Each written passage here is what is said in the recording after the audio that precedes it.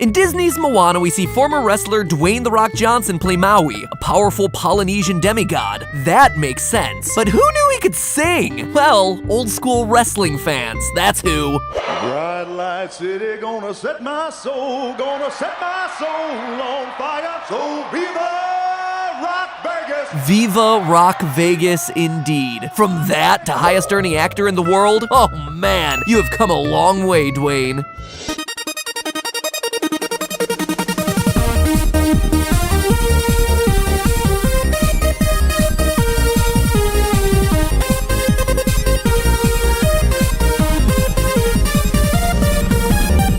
Hello, Internet. Welcome to Film Theory, where Mr. Rock, Dwayne. Can I call you Dwayne? If you're watching, Dwayne, no need to thank me for dredging up all those old embarrassing clips. What else can I say except for, you're welcome. Segue to Moana, the new Disney classic that needs no introduction. There's a lot to love with Moana, from the gorgeous visuals to songs written by the guy who made musicals cool again, Lin-Manuel Miranda, to a chicken obviously named after the guy reminding us that this is library. Hey!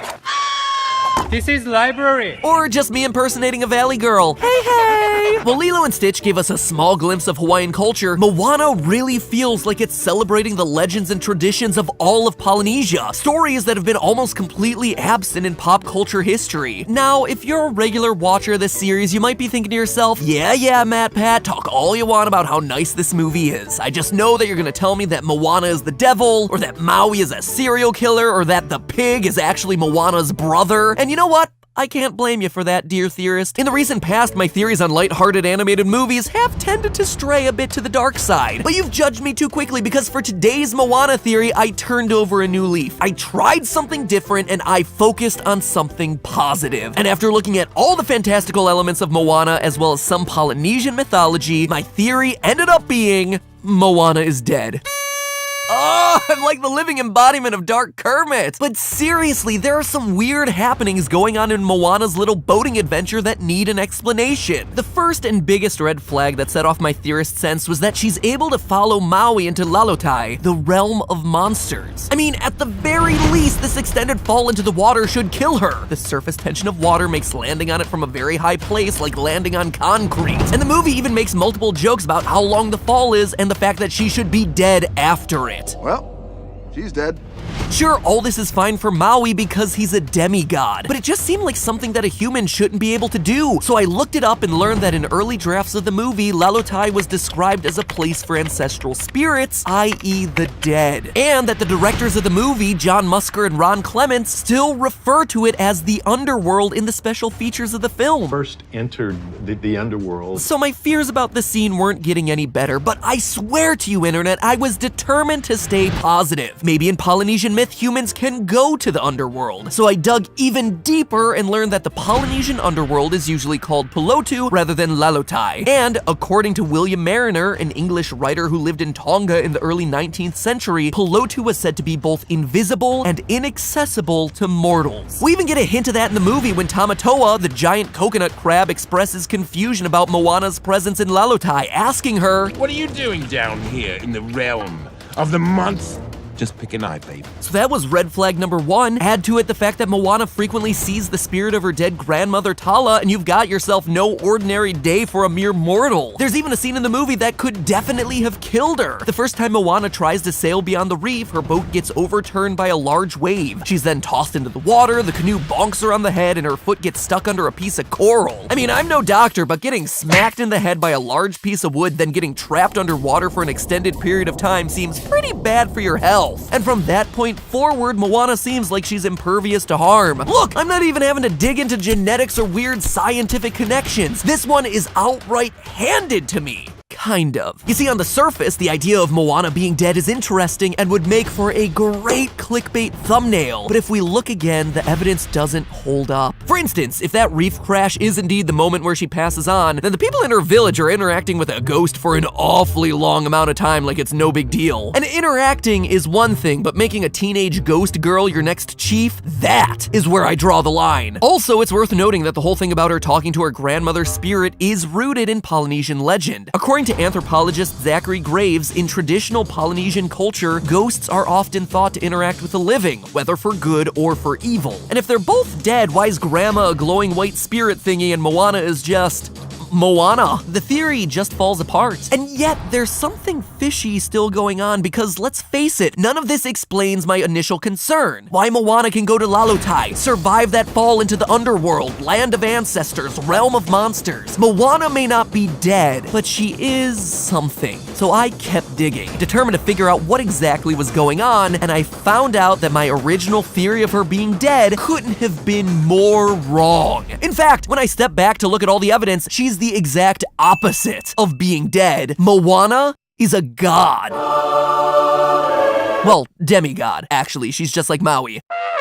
Let me explain. First, Moana's relationship with the water is a bit weird, right? After decades of the heart of Te Fiti being missing, the ocean just chooses Moana? What? Because she saved a baby turtle?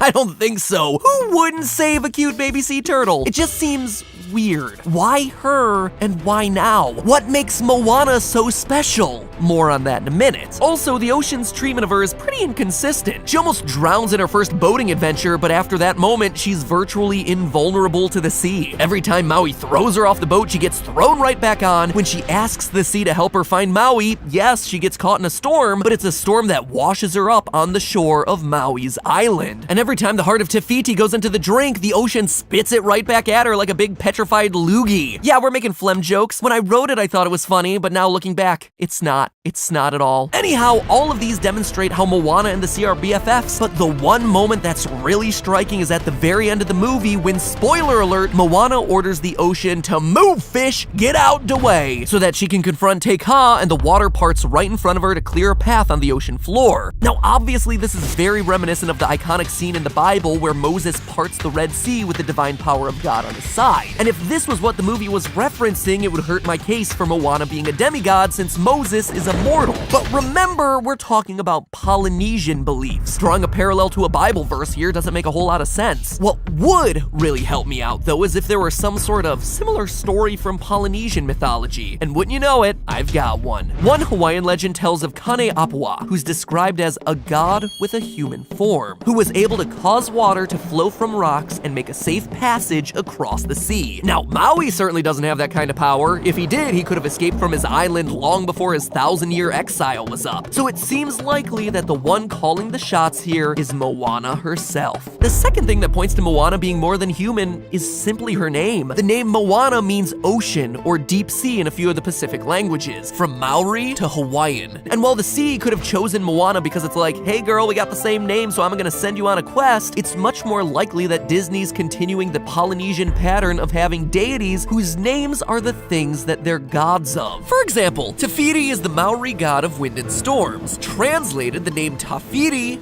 means wind. Pele is a Polynesian god of fire whose name means volcano, and Rangi is a god of the sky whose name means, say it with me now, Skittles. Sorry, I was just making sure you're paying attention. Of course, it means sky. Now, maybe the writers of Moana simply aren't very creative and arbitrarily chose a name that means water, but does that sound like Disney? Or is it more likely that the creators of this movie, who literally formed a full oceanic trust of advisors to make sure they honored the culture their movie was portraying, chose the kind of name that would be given to a demigod of the sea? Still, all this leaves us with one problem. Demigods don't just come out of nowhere. Either they're born to divine parents or else they're somehow created, like Maui when his parents tossed him into the sea and he presumably died, so maybe that means Moana No! Stop it! Turned away from that road and I am not looking back! Part 3 of the evidence that Moana isn't mortal, and prepare to have your mind blown, is about her lineage. Now, both of Moana's parents, Tui and Sina, appear to be mortals, but that's not quite the end of the story. For starters, grandmother Tala, with whom Moana has a particularly close relationship, might not be mortal herself. Tala is the name of the goddess of the stars in Tagalog myth, and oh, would you look at that, she just so happens to use the stars to demonstrate to Moana how she can find Maui. Now, obviously that's incidental, but get ready, cause Because here's the doozy. Moana's mother's name is Sina. Completely unrelated. Sina happens to be the name of a famous maiden from Polynesian mythology. This maiden was loved by an eel, but Sina the maiden was like, ew, gross, eel love, and reported the problem to her husband, who then killed the eel and buried its carcass. From that dead eel sprang the coconut tree, and thus coconuts came into the world. Does that sound like a familiar story? It should, because it's a story that Maui sings about in the song You're Welcome. I killed an eel, I buried its guts, sprouted a tree, now you got coconuts. Oh yeah, did I mention that Sina's husband in that legend is named Maui? And not just some dude named Maui, but the trickster demigod. Tui, you are not the father! Remember that Moana's quote-unquote father, the chief, is the one who forbids her to sail beyond the reef. But when her mother discovers that she's going to sail off secretly into the night, she says nothing. She actually helps Moana pack her things and sends her on her way. That always felt like such a weird moment to me, but it makes a whole lot more sense when her mother sees this dangerous voyage as inevitable. Moana as a demigod being compelled to go out and accomplish greater things, and along the way, find her real father. A father whose immortal blood is the key to her own powers over the ocean. That's right, Moana is the daughter of Maui.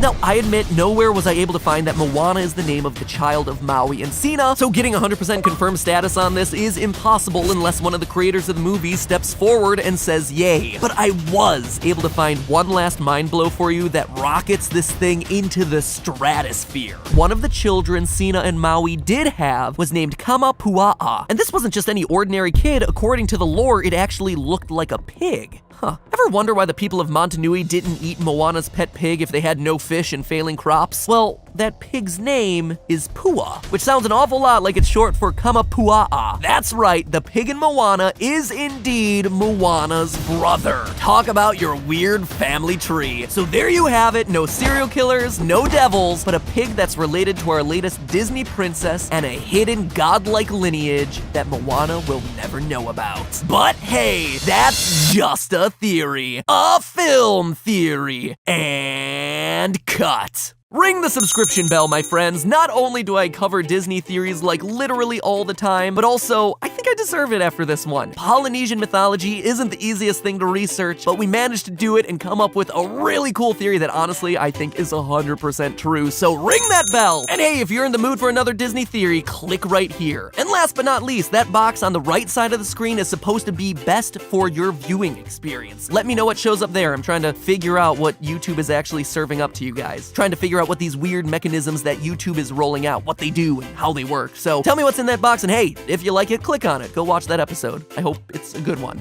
I hope they're right, that it is the best one for you. Now anyway, if you'll excuse me, I gotta go, and I'm actually going to travel for a couple weeks, but there's still new theories coming up on stuff that is a little bit more mature. We're getting some more mature stuff in the next couple weeks, so that'll be fun. Enjoy Moana!